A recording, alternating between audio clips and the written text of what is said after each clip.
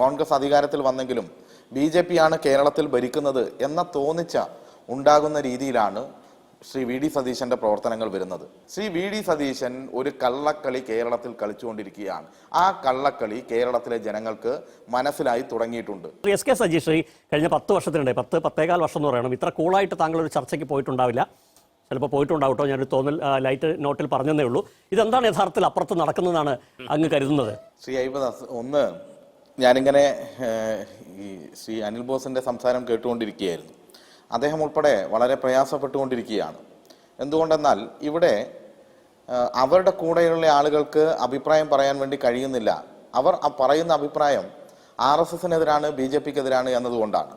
ഇവിടെ RSSകാരായ ആളുകളെ പല പോസ്റ്റുകളിലേക്ക് നിയമിക്കുകയാണ്. കോൺഗ്രസ് അധികാരത്തിൽ വന്നെങ്കിലും BJP ആണ് കേരളത്തിൽ ഭരിക്കുന്നത് എന്ന തോന്നിച്ച ഉണ്ടാകുന്ന രീതിയിലാണ് ശ്രീ VD സതീശന്റെ പ്രവർത്തനങ്ങൾ വരുന്നത്. KSUവിന്റെ സംസ്ഥാന പ്രസിഡന്റിന് മുഖം കൊടുക്കുന്നില്ല, കാണാൻ അവസരം കൊടുക്കുന്നില്ല, മുഖ്യമന്ത്രിയുടെ ഓഫീസിലേക്ക് പ്രവേശനമില്ല.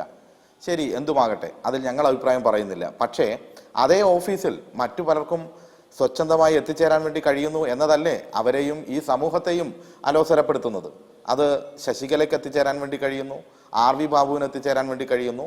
പൊതുവെ കേരളത്തിൽ സമൂഹത്തിൽ അത്ര അംഗീകാരമില്ലാത്ത മുസ്ലിം ന്യൂനപക്ഷത്തിനെതിരായി വലിയ തോതിൽ അക്രമം നടത്തിയ ഷാജൻ സ്കറി ഉൾപ്പെടെയുള്ള ആളുകൾക്ക്, മറുനാടൻ ഉൾപ്പെടെയുള്ള ആളുകൾക്ക് മുഖ്യമന്ത്രിയുടെ ഓഫീസിൽ യഥേഷ്ടം കടന്നു വരാം എന്നിരിക്കെ ഇവിടെ ഇത്തരത്തിൽ ഇവരോട് സ്വീകരിക്കുന്ന ഈ സമീപനം അവരോടുള്ള ഒരു സമീപനം മാത്രമായി ചുരുക്കി കാണാൻ നമുക്ക് കഴിയില്ല. കാരണം അവർ പറയുന്ന കാര്യങ്ങൾ RSS BJP നിയമനങ്ങൾക്കെതിരായിട്ടാണ് ഈ സർക്കാർ നടത്തിക്കൊണ്ടിരിക്കുന്നത്. അത് തന്നെയാണ് കേരളത്തിലെ തെരഞ്ഞെടുപ്പ് കമ്മീഷന്റെ നിയമനവുമായി ബന്ധപ്പെട്ട് KPCC ജനറൽ സെക്രട്ടറി ആയിരുന്ന PM അയ്യപ്പദാസ് കേരളീയ സമൂഹത്തിന്റെ മുന്നിൽ നിലനിൽക്കുന്ന പ്രധാനപ്പെട്ട ഒരു വിഷയമെന്ന് പറയുന്നത് കേരളം മതനിരപേക്ഷത ഉയർത്തിപ്പിടിക്കുന്നു. ആ മതനിരപേക്ഷത ഉയർത്തിപ്പിടിക്കും എന്ന വിശ്വാസത്തിലാണ് UDF കേരളത്തിൽ അധികാരത്തിലേക്ക് വന്നിട്ടുള്ളത്. ആ വിശ്വാസം കാത്തു സൂക്ഷിക്കും എന്ന് കരുതി വോട്ട് ചെയ്തവരും കേരളത്തിലുണ്ട്. അവർ തെറ്റിദ്ധരിക്കപ്പെട്ടവരാണ് എന്നതൊരു യാഥാർത്ഥ്യവുമാണ്. അവിടെ മറ്റാരെങ്കിലും കാര്യമല്ല നമ്മൾ പറയുന്നത്. നമ്മുടെ മുന്നിൽ ഏറ്റവും പ്രശ്നമായി വരുന്നത് എങ്ങനെയാണ് വരുന്നത്? ഇവിടെ ഗവൺമെന്റ് പ്ലീഡറായി ശരത് DS എന്ന RSSകാരനെ നിയമിക്കുന്നു. അതിലുൾപ്പെടെ പ്രതിഷേധമുണ്ടാകുന്നു. അദ്ദേഹം അവിടെ ABPയുടെ പ്രവർത്തകനായിരുന്നു, RSSന്റെ കൊലക്കേസുകൾ വാദിക്കുന്ന വക്കീലാണ്. എങ്ങനെ ഇവിടെ എത്തുന്നു? AGയുടെ കാര്യത്തിൽ പോലും ഈ കാര്യം നിലനിൽക്കുന്നുണ്ടല്ലോ. കേരളത്തിലൊരു AGയെ നിയമിക്കുമ്പോൾ ശ്രീ VD സതീശന് ഈ ഗവൺമെന്റിന് തോന്നുന്നത് ഗവർണറുടെ നിയമോപദേഷ്ടാവിനെ തന്നെ കേരളത്തിന്റെ AGയായി നിയമിക്കണമെന്നുള്ളതാണ്. ഗവർണർക്ക് നിയമോപദേശം കൊടുക്കുക എന്ന് പറയുമ്പോൾ കേരളത്തിൽ ഗവർണർമാർ എങ്ങനെയാണ് പ്രവർത്തിക്കുന്നത് നമുക്കറിയാമല്ലോ. RSSന്റെയും BJPയുടെയും കേന്ദ്ര സർക്കാരിന്റെയും താല്പര്യമനുസരിച്ച് നിയമനിർമ്മാണ സഭയിൽ ഇടപെട്ടുകൊണ്ടിരിക്കുകയാണ്, നിയമനിർമ്മാണ പ്രക്രിയയിൽ ഇടപെടുകയാണ്. കേരളത്തിന്റെ നിയമങ്ങളെ കേരളത്തിന്റെ നിയമങ്ങളെ തടഞ്ഞു വെക്കുകയാണ്. അവിടെ നിയമോപദേശം കൊടുക്കുന്നയാൾ കേരളത്തിന്റെ AGയായി മാറുന്നു. മറ്റൊരു പ്രത്യേകത കൂടിയുണ്ട്. നമ്മുടെ വിദ്യാഭ്യാസ വകുപ്പിനെ തകർക്കാൻ വേണ്ടി സർവകലാശാലയിൽ ചാൻസലർ എന്ന രീതിയിൽ ഗവർണർ ഇടപെട്ടുകൊണ്ടിരിക്കുമ്പോൾ ഇപ്പോൾ നിയമിതനായ AGയുടെ ഭാര്യയായിരുന്നു ചാൻസലർക്ക് സർവകലാശാലയെ RSS BJP വൽക്കരിക്കാൻ വേണ്ടിയിട്ട് നിയമോപദേശം കൊടുത്തത്. അങ്ങനെ ഒരാൾ AGയായി. ഇത്തരത്തിലുള്ള കാര്യങ്ങളെല്ലാം മുന്നിൽ നിലനിൽക്കുന്നുണ്ട്. കേരളത്തിന്റെ, ഞാനതാ പറഞ്ഞു വന്നത്, അതിൻ്റെ ഇടയിലാണ് താങ്കൾ ഇടപെട്ടത്. കേരളത്തിന്റെ തെരഞ്ഞെടുപ്പ് കമ്മീഷണറായി നിയമിതനാവുന്ന ആൾക്കെതിരെ KPCC ജനറൽ സെക്രട്ടറിയാണ് അദ്ദേഹം RSSകാരനാണ് എന്ന് പറയുന്നത്. ആ KPCC ജനറൽ സെക്രട്ടറി എന്തുകൊണ്ട് പറയുന്നു അദ്ദേഹത്തോട് സംസാരിക്കാൻ കേരളത്തിന്റെ മുഖ്യമന്ത്രിക്കാവുന്നില്ല? അവിടെയാണ് നാം ഇത് കാണേണ്ടത്. കേരളത്തിലെ മുഖ്യമന്ത്രി ഇപ്പോൾ പൊതുസമൂഹത്തിന്റെ മുന്നിൽ എങ്ങനെയാണ് വിലയിരുത്തപ്പെടുന്നത്? അദ്ദേഹം പറയുന്ന കാര്യങ്ങൾ വിശ്വസിക്കാൻ വേണ്ടി കഴിയുമോ? അദ്ദേഹം മതനിരപേക്ഷത ഉയർത്തിപ്പിടിക്കുന്നു എന്ന് പറയുമ്പോൾ RSSനെയും BJPയെയും ഉയർത്തിപ്പിടിക്കുന്നു എന്ന് അദ്ദേഹത്തിന്റെ പ്രവൃത്തിയിൽ കാണുകയാണ്. അതാണ് നമ്മുടെ മുന്നിലുള്ള അനുഭവം. മറ്റൊന്നെന്താണ്? അദ്ദേഹം നിരവധിയായ നുണകളാണ് പറഞ്ഞുകൊണ്ടിരിക്കുന്നത്. കേരളത്തെ തെറ്റിദ്ധരിപ്പിക്കുകയാണ്. അദ്ദേഹം ഇന്നലെ പറഞ്ഞു ടാറ്റ 10,000 കോടി രൂപ ചരിത്രത്തിലാദ്യമായി ടാറ്റയ്ക്ക് തന്നെ 10,000 കോടി ഞാനിത് കൂട്ടിച്ചേർക്കാൻ അയ്യപ്പദാസ് ഇത് കൂട്ടിച്ചേർക്കാൻ കാരണമെന്ന് പറയുന്നത്. ആയിക്കോട്ടെ, ഞാനൊരു ഉപചോദ്യം ചോദിച്ചാൽ താങ്കൾ അതിനോട് ചേർത്ത് പറഞ്ഞോളൂ. അങ്ങ് സംസാരിച്ചല്ലോ ഒരു കാര്യം. മുഖ്യമന്ത്രി സമയം കിട്ടുന്ന ചോദ്യം ചെയ്യപ്പെടുകയാണ്. പലർക്കും കിട്ടുന്ന സമയം കേരള പൊതുസമൂഹത്തെ അലോസരപ്പെടുന്നു എന്ന് പറഞ്ഞു. അത് ഈ VHP നേതാക്കൾക്ക് സെക്രട്ടേറിയറ്റിലെത്തി മുഖ്യമന്ത്രിയെ കാണാൻ പറ്റിയതിലെ കാര്യമാണ്. അത് യഥാർത്ഥത്തിൽ അവർ സമയം ചോദിച്ചു, മുഖ്യമന്ത്രി കാണാൻ ചെന്നു, മുഖ്യമന്ത്രി സമയം കൊടുത്തു, അവർ കണ്ടു. അതിലെന്താണ് പ്രശ്നം? അല്ല, അതൊക്കെ പ്രശ്നമായി കൃത്യമായി കേരളീയ സമൂഹത്തിന്റെ മുന്നിൽ നിൽക്കുന്നുണ്ട്. അവരെങ്ങനെയായിരുന്നു പെരുമാറിക്കൊണ്ടിരുന്നത്, അവരുടെ ആവശ്യങ്ങൾ എന്തെല്ലാമാണ്, അതെല്ലാം മുഖ്യമന്ത്രി പരിഗണിക്കുകയും ഞങ്ങളുടെ കാര്യങ്ങളെല്ലാം മുഖ്യമന്ത്രി വളരെ ശ്രദ്ധാപൂർവം കേൾക്കുന്നു, പരിഗണിക്കുന്നു, ഫോട്ടോ എടുക്കുന്നു. ഇത്തരത്തിലുള്ള കാര്യങ്ങൾ വരുമ്പോൾ നമ്മുടെ മുന്നിൽ ഇതേ രീതിയിൽ ഈ സംഘപരിവാരത്തെ വിമർശിക്കുന്ന കോൺഗ്രസ്സുകാർക്ക് എന്തുകൊണ്ട് മുഖ്യമന്ത്രിയുടെ അടുത്തേക്ക് പ്രവേശനം ലഭിക്കുന്നില്ല എന്ന് മാത്രമല്ല, കാണുമ്പോൾ ഒന്ന് ചിരിക്കാൻ തയ്യാറാകുന്ന മുഖ്യമന്ത്രി, പൂക്കി എന്ന് അവതരിപ്പിക്കുന്ന മുഖ്യമന്ത്രി തയ്യാറാകുന്നില്ലല്ലോ. അദ്ദേഹം എന്തുകൊണ്ടാണ് ആ നിലപാട് സ്വീകരിക്കുന്നത്? അപ്പോൾ സംഘപരിവാരത്തെ വിമർശിക്കുന്ന നിലപാട് സ്വീകരിക്കുന്ന ആളുകൾക്ക് കോൺഗ്രസിനകത്ത് സ്ഥാനമില്ല, അദ്ദേഹത്തിന്റെ ഒരു ചിരിക്ക് പോലും സ്ഥാനമില്ല എന്നുള്ളതാണോ കാണിക്കുന്നത്? കേരളീയ സമൂഹം വളരെ ഗൗരവത്തോടു കൂടിയാണ് ഈ വിഷയം കാണുന്നത്. ഒരു കാര്യം ശ്രീ അയ്യപ്പദാസ്, ഞാൻ പറഞ്ഞ് അവസാനിപ്പിക്കുകയാണ്. ഒരു കാര്യം, ശ്രീ വി.ഡി. സതീശൻ ഒരു കള്ളക്കളി കേരളത്തിൽ കളിച്ചുകൊണ്ടിരിക്കുകയാണ്. ആ കള്ളക്കളി കേരളത്തിലെ ജനങ്ങൾക്ക് മനസ്സിലായി തുടങ്ങിയിട്ടുണ്ട്. ഇനി വൈകാതെ മറ്റുള്ള കാര്യം കൂടി കൂടുതൽ മനസ്സിലാക്കപ്പെടും. അദ്ദേഹം ഈ കളവും കൊണ്ട് ഏറെക്കാലം പോകാമെന്ന് കരുതരുത്. എല്ലാ ദിവസവും അദ്ദേഹം നുണ പറഞ്ഞുകൊണ്ടിരിക്കുകയാണ്. നുണ പറയുന്നില്ല എന്ന് പറയാൻ ആർക്കും കഴിയില്ല. കാരണം പെട്ടെന്ന് തന്നെ ഇത് പ്രതിപക്ഷത്തിന്റെ നിലപാട്. ഇപ്പൊ നോക്കൂ, താങ്കൾ ഇപ്പൊ ഈ ശേഷാദ്രിനാഥിന്റെ നിയമനത്തിലടക്കം സൂചിപ്പിച്ചു. ഞാൻ മനസ്സിലാക്കുന്ന പ്രകാരമാണെങ്കിൽ ഇപ്പൊ ശേഷാദ്രിനാഥിന്റെ നിയമനത്തിൽ അദ്ദേഹം BJP സംഘ പശ്ചാത്തലമുള്ള ആണ് എന്ന് PM നിയാസ് പറയുന്നിടത്താണ് വിവാദമാകുന്നത്. വേറൊരു കോൺഗ്രസ് നേതാവ് അത് ഏറ്റെടുത്തായി ഞാൻ കണ്ടിട്ടില്ല. CPM നേതാക്കൾ പോലും, എനിക്ക് തോന്നുന്നത് CPM നേതാക്കൾ പോലും ആ ഒരു നിയമനത്തിൽ ഒരു അപാകതയും കണ്ടതായിട്ട് എനിക്ക് അറിവില്ല. അപ്പോൾ ഒരു കോൺഗ്രസ് നേതാവ് ഒരു വിഷയം ഉന്നയിച്ചു, പരസ്യ പ്രതികരണം നടത്തി, ഒരു ദിവസം വൈകുന്നേരം വാർത്താ സമ്മേളനം നടത്തി, ഇതിന്റെ ഭവിഷ്യത്ത് ഈ സർക്കാർ അനുഭവിക്കുന്നത് ശാപവാക്കൊക്കെ പറഞ്ഞ ശേഷം ഞാൻ മുഖ്യമന്ത്രിയെ കാണാൻ പോകുന്നു പറഞ്ഞാൽ ആ മുഖ്യമന്ത്രി ഉടനെ സമയം കൊടുക്കുമെന്ന് നമുക്ക് വേണമെങ്കിൽ വിചാരിക്കാം. പക്ഷെ അദ്ദേഹം ഒരു മനുഷ്യനാണ്, അദ്ദേഹം കൊടുത്തില്ല. അത് ശരിയാണെന്നല്ല ഞാൻ പറയുന്നത്. പക്ഷേ ഇങ്ങനെ എന്തെങ്കിലും ഒരു കോണ്ടെക്സ്റ്റ് യഥാർത്ഥത്തിൽ കഴിഞ്ഞ സർക്കാരിന്റെ കാലത്ത് നടന്നുണ്ടോ? ഇവർക്ക് ജനാധിപത്യം കൂടുതലാണ് കോൺഗ്രസിന്. ഒരു കേഡർ സ്വഭാവമുള്ള പാർട്ടിയാക്കും എന്ന്, കേഡറല്ല സെമി കേഡർ എന്ന് പറഞ്ഞിട്ടാണ് കെ സുധാകരൻ KPC പ്രസിഡന്റ് ആയത്. സെമി കേഡർ പോയിട്ട് അതിന്റെ ഒരു ക്വാർട്ടർ കേഡർ പോലും ആയില്ല. യഥാർത്ഥത്തിൽ അങ്ങനെ എന്തെങ്കിലും ഒരു കേഡറായി ഈ പാർട്ടി മാറേണ്ടതുണ്ട് എന്നുള്ളത് ഒരു പക്ഷേ ഈ വിശാല ജനാധിപത്യത്തിന്റെ അപകടങ്ങൾ പലപ്പോഴും കാണുമ്പോൾ പൊതുസമൂഹത്തിൽ തോന്നുന്നുണ്ടാവും. പക്ഷെ അപ്പോഴൊരു പ്രശ്നമുണ്ട്, ഇവർക്ക് ഇതൊക്കെ പറഞ്ഞുകൊണ്ട് ഇവിടെ ഇരിക്കാൻ പറ്റുന്നുണ്ട്. ശ്രീ സജീഷ്, ഇപ്പൊ ഈ KSU പ്ലീഡർ നിയമനത്തിൽ എന്തിനാ ഇടപെടുന്നത് ചോദിച്ചാൽ, കോളേജിൽ ജിയോണ എന്ന SFI-കാരി അല്ലെങ്കിൽ SFI-യുടെ നേതൃത്വത്തിൽ KSU-ന് നേരിടേണ്ടി വന്ന പലതും ഓർത്തിട്ടാണ് KSU നേതാക്കൾ പറയുന്നത്. അല്ലാണ്ട് അത് പ്ലീഡർ കാര്യത്തിൽ എന്ത് KSU ചോദിക്കുന്ന പോലെയല്ല. പക്ഷേ PM ശ്രീ പോലെ ഇതല്ല LDF, ഇതല്ല ആകരുത് LDF എന്ന് പറയുകയും ഇതിലിപ്പോൾ എന്താ കുഴപ്പമെന്ന് ഒരു അന്നത്തെ വിദ്യാഭ്യാസ മന്ത്രി ചോദിക്കുകയും ചെയ്തപ്പോൾ സമരം ചെയ്ത SFI-കാരെ നാട്ടിൽ നമ്മൾ അധികം കണ്ടിട്ടില്ല. അപ്പം അതുകൊണ്ട് ഈ 60 ദിവസങ്ങളുടെ KSU അടക്കം സമരരംഗത്തോ ചെയ്യുന്നുണ്ടെങ്കിൽ അത് ആ പ്രസ്ഥാനത്തിലോ ആ മുന്നണിയിലോ അവർക്ക് കിട്ടുന്ന സ്വാതന്ത്ര്യം കൂടിയാണ്. അതിനെ കാണാൻ നിങ്ങൾ തയ്യാറുണ്ടോ? ഒരു കാര്യം, താങ്കൾ ഒരു വലിയ ചോദ്യമാണ് ചോദിച്ചത്. ഒന്ന്, ഇവിടെ KSU ഉയർത്തുന്ന പ്രശ്നത്തിനകത്ത് ഞങ്ങൾ ഗൗരവത്തോടു കൂടി കാണുന്നത് ഗവൺമെന്റ് ലീഡർമാരെ നിയമിക്കുമ്പോൾ അതിനകത്ത് ഏത് രാഷ്ട്രീയത്തിൽപ്പെട്ട ആളുണ്ട് എന്നുള്ളത് പരിശോധിക്കലല്ല. അതിൽ അവർ പരിശോധിക്കട്ടെ, അതിൻ്റെ ഭാഗമായിട്ട് അവർക്ക് തെറ്റായ കാര്യങ്ങളുണ്ടെങ്കിൽ അവർ തിരുത്തട്ടെ. പക്ഷെ ഇതിനകത്ത് തികഞ്ഞ RSSകാരനും RSSന്റെ കൊലക്കേസ് ഉൾപ്പെടെ വാദിക്കുന്ന ആളുമായിട്ടുള്ള ആൾ ഇതിനകത്ത് പട്ടികയിലേക്ക് വരുന്നു. അത് അപകടകരമായ ഒരു സന്ദേശമാണ് നൽകുന്നത്.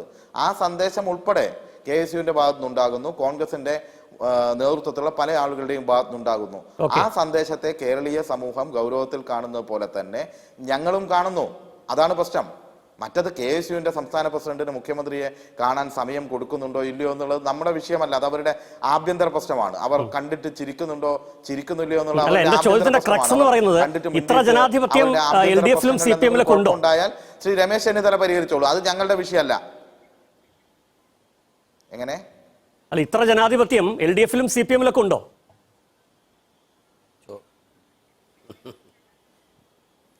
ഇതൊരു ജനാധിപത്യത്തിന്റെ പ്രശ്നമാണോ? ജനാധിപത്യത്തിന്റെ പ്രശ്നമല്ല. ഒരു സമൂഹത്തിനകത്ത് ഉയർന്നു വരുന്ന ആശങ്കകളുണ്ട്. ആ ആശങ്കകളെ നമ്മൾ ഗൗരവമായി കാണേണ്ടതില്ലേ?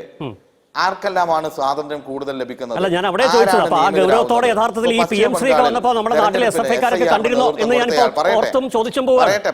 ശ്രീ അയ്യപ്പദാസ് പറയട്ടെ.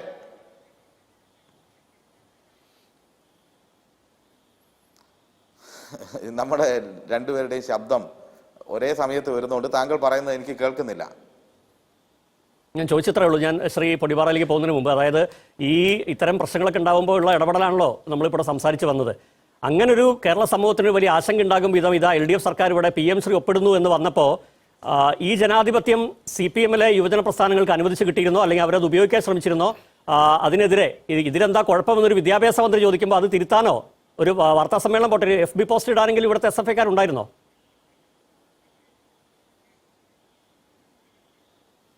അല്ല, SFIയുടേതായ അഭിപ്രായങ്ങൾ പറഞ്ഞിട്ടുണ്ട്, പൊതുസമൂഹത്തിനുള്ള അഭിപ്രായം ഉയർന്നു വന്നിട്ടുണ്ട്. ആ അഭിപ്രായത്തിന്റെ അടിസ്ഥാനത്തിൽ തന്നെ PMCയുടെ കാര്യത്തിൽ തിരുത്തൽ പ്രക്രിയയും നടന്നിട്ടുണ്ട്. PMCയുമായി ബന്ധപ്പെട്ട ഒരു കാര്യവും LDF ഗവൺമെന്റ് കാലത്ത് മുന്നോട്ട് പോയിട്ടില്ല. എന്നാൽ അതുമായി ബന്ധപ്പെട്ടാണ് ചർച്ചയെങ്കിൽ സമയം കൂടുതൽ എടുക്കേണ്ടി വരും, വിശദമാക്കേണ്ടി വരും.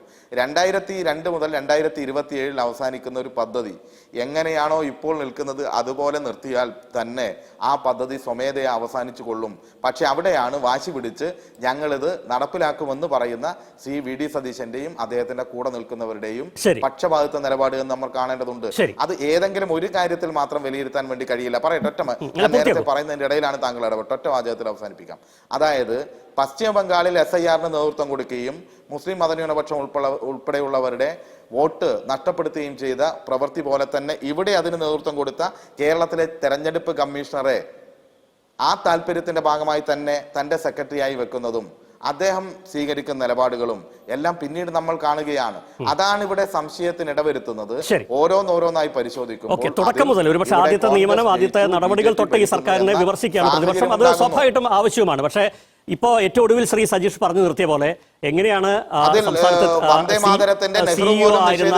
വ്യക്തി മുഖ്യമന്ത്രിയുടെ സ്റ്റാഫ് ആയത് എന്നുള്ളതിൽ എന്തെങ്കിലും അസ്വാഭാവികത നമ്മൾ ഇവിടെ കണ്ടിട്ടില്ല. കാരണം അതിന് സമാനമായ കാര്യങ്ങൾ മുമ്പ് നളിനിറ്റോ ആയിരുന്നപ്പോഴൊക്കെ നടന്നിട്ടുണ്ട്. പിന്നെ ബംഗാളിലെ SIR പോലെയാണ് കേരളത്തിലെ SIR എന്ന് കേരളത്തിൽ CPM അതിന്റെ ഫൈനൽ റിസൾട്ടിൽ പറഞ്ഞതായിട്ട് എന്റെ ശ്രദ്ധയിൽപ്പെട്ടിട്ടില്ല.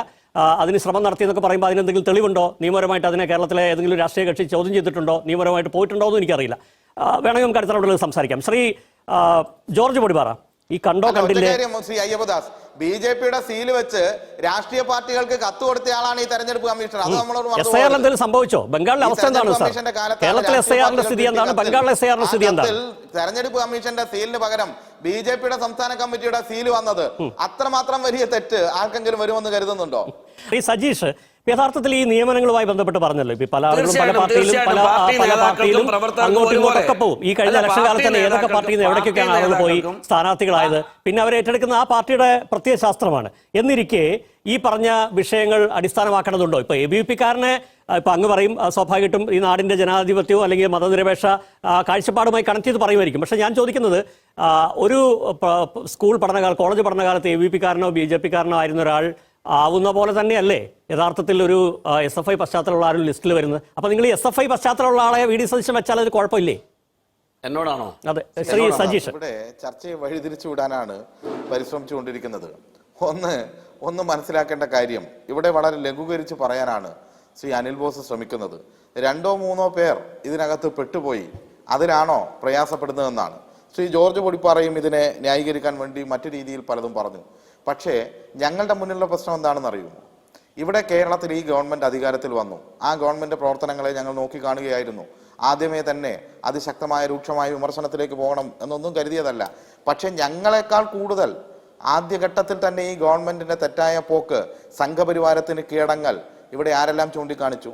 നിങ്ങൾ പരിശോധിക്കൂ. ശ്രീ KC വേണുഗോപാലിന്റെ ഒരു പ്രസ്താവനയാണ്. അദാനി ഭരിക്കുന്ന സംസ്ഥാനമല്ല കേരളം. അദാനി ഭരിക്കുന്ന സംസ്ഥാനമല്ല കേരളം. അദാനി ഭരിക്കുന്നത് BJP ഭരിക്കുന്ന സംസ്ഥാനങ്ങളിലാണ് അദാനി തീരുമാനമെടുക്കുന്നത്. പറഞ്ഞതിന്റെ ഉള്ളടക്കം എന്ത് എന്ന്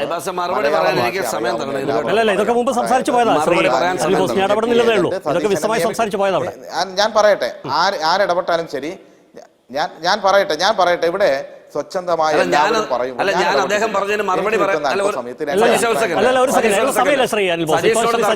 സജീഷിനോട് തർക്കമല്ല. അല്ല, ഞാൻ പറയട്ടെ. അയ്യപ്പദാസിന്റെ അടുത്ത് ഞാൻ PMCയുമായി ബന്ധപ്പെട്ട എനിക്ക് CPM എനിക്കും ശബ്ദം എടുക്കാൻ അറിയാം.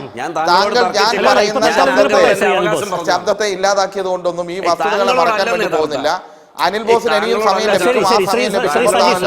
ഞാൻ പറഞ്ഞതിൽ വ്യക്തത കുറവുണ്ടെങ്കിൽ താങ്കൾക്ക് വ്യക്തമാക്കാം. ഞാൻ പറയട്ടെ ശ്രീ അയ്യപ്പദാസ്, ചുരുങ്ങിയ സമയമെങ്കിലും ഞാൻ പറയാനുള്ള കാര്യങ്ങൾ എന്നെ പറയാൻ അനുവദിക്കണം. അതിൽ അദ്ദേഹത്തിന് വ്യത്യസ്ത അഭിപ്രായം ഉണ്ടെങ്കിൽ അദ്ദേഹം പറയട്ടെ. ഏതാനും കാര്യങ്ങളെ എനിക്ക് പറയാനുള്ളൂ. ഒരുപാട് കാര്യങ്ങൾ പറയാൻ ഞാനിപ്പോൾ ഉദ്ദേശിക്കുന്നില്ല. ഒന്ന്, ശ്രീ KC വേണുഗോപാൽ ഉദ്ദേശിച്ചത് എന്ത്?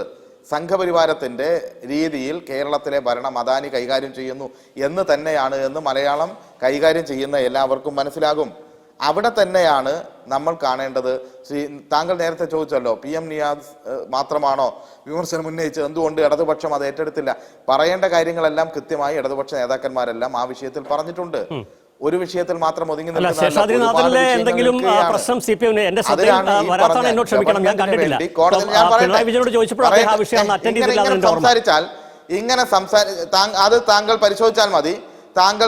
പരിശോധിച്ചാൽ മതി. ഞാൻ അതിന്റെ വിശദാംശങ്ങളിലേക്ക് പോകുന്നില്ല. എല്ലാവരും കൃത്യമായിട്ട് അത് പറഞ്ഞിട്ടുണ്ട്. അത് മാത്രമല്ല കാണേണ്ടത്, ഇവിടെ ഗവൺമെന്റിന് വേണ്ടി കോടതി ഇങ്ങനെയാണോ ഒരു ചർച്ച? ഇങ്ങനെയല്ലേ ചർച്ച? ഒരു പ്രശ്നം ഞാൻ സംസാരിക്കുന്നതിന്റെ ഇടയിൽ വോയിസ് കയറി വരുന്നുണ്ട്.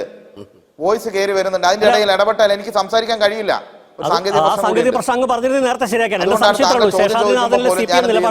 അല്പസമയം നിർത്തി സംസാരിക്കുന്നത്. നിലപാട് കൃത്യമായി പറഞ്ഞല്ലോ. അദ്ദേഹത്തിന് ഈ പറഞ്ഞ രീതിയിൽ സംഘപരിവാരവുമായി ബന്ധമുള്ള ആളാണ് എന്ന് KPCC സെക്രട്ടറി ഉൾപ്പെടെയുള്ള ആളുകൾ മുന്നോട്ട് വെക്കുന്ന ആശയം കേരളത്തെ വല്ലാത്ത രീതിയിൽ ഭീതിയിലാഴ്ത്തുന്നതാണ്. മറ്റു കാര്യങ്ങൾ കൂടി പറയാൻ എന്നെ അനുവദിക്കണം. ഒരു ചർച്ചയിൽ ഇങ്ങനെ ഇടപെട്ടുകൊണ്ട് സംസാരിക്കാൻ വേണ്ടി പറ്റുമോ ശ്രീ അയ്യപ്പദാസ്? ഞാൻ ചില കാര്യങ്ങൾ പറഞ്ഞതിന് പറയണമെന്ന് കരുതുന്നില്ലേ? അതിനല്ലേ ഞാൻ ഈ ചർച്ചയിൽ പങ്കെടുക്കുന്നത്. അതെന്റെ കൂടി അവകാശമല്ലേ? താങ്കൾ നിഷേധിച്ചോളൂ. ഒരു സെന്റൻസ് എങ്കിലും പൂർത്തീകരിക്കാൻ സമ്മതിക്കൂ. ഞാൻ താങ്കളോട് പറഞ്ഞല്ലോ, ഇനി വേണമെങ്കിൽ ഇവിടെയുള്ള ക്യാമറാമാനോട് ചോദിച്ചു നോക്കൂ. ഇവിടെ സാങ്കേതിക തടസ്സമുണ്ട്. അത് നേരത്തെ പറയണമായിരുന്നു ശ്രീ സജീഷ്. അപ്പോഴും ശരിയാക്കി തന്നെ. എനിക്ക് പറയാനുള്ള ചില കാര്യങ്ങൾ അല്ലെങ്കിൽ താങ്കൾ ആവോളം സമയം എടുത്തോ. എനിക്ക് ഇനി ഇതിനപ്പുറം സമയം വേണ്ട. സമയമില്ല, അല്ലെങ്കിൽ അങ്ങ് പൂർത്തിയാക്കൂ. ഞാൻ പറയട്ടെ. ഒന്ന്, ഈ പറഞ്ഞ രീതിയിൽ ഓരോ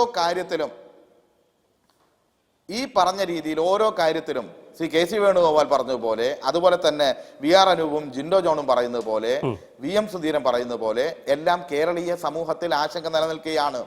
അവിടെയാണ് ഒന്നോ രണ്ടോ ആളുകളുടെ ലിസ്റ്റ് എന്നുള്ളതല്ല പ്രശ്നം. ഇത് ഏതെങ്കിലും ഒരു സ്ഥാപനത്തിലെ ഒരു ക്ലർക്കിന്റെയോ പ്യൂണിന്റെയോ അല്ലെങ്കിൽ ഏതെങ്കിലും ഉദ്യോഗസ്ഥന്റെയോ നിയമനമല്ല. കേരളത്തിന്റെ അഭിപ്രായം കോടതികൾ രേഖപ്പെടുത്താനുള്ള വക്കീൽമാരുടെ നിയമനമാണ്. ആ നിയമനത്തിലാണ് ഈ പ്രശ്നം ഉണ്ടാകുന്നത്.